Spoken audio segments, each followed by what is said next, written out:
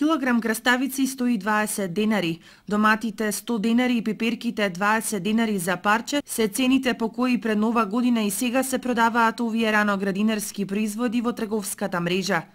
Цените се превисоки за скромните примања на граѓаните, па затоа мнозинството се одлучува да презими со туршија, а свеж зеленчук ќе јаде дури на лето. Од оранжериите во Виничко-Кочанскиот регион истакнуваат дека неочекуваните мразеви во ноември и декември го загрозиле производството, но со помош на техниките кои ги употребуваат за загревање на фолиите каде се произведуваат градинарските култури, успеале да се изборат со проблемот кој сериозно може да предизвика катастрофална штета.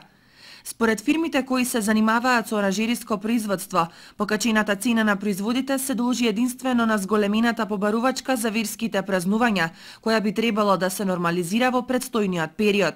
Ова последната седмица температурите се позитивни, не се многу ниски, а пред нова година од 20 до 30-12 имахме многу ниски температури на нашите оранжери во Штип и во Виница. Во Дојран малку се повисоки температурите. Имаше и до минус 13 степени негативни температури, но ние организираме производство во защитен простор, во стакленица, каде имаме и грејење, така да од ниските температури немаме претрпено никакви штети.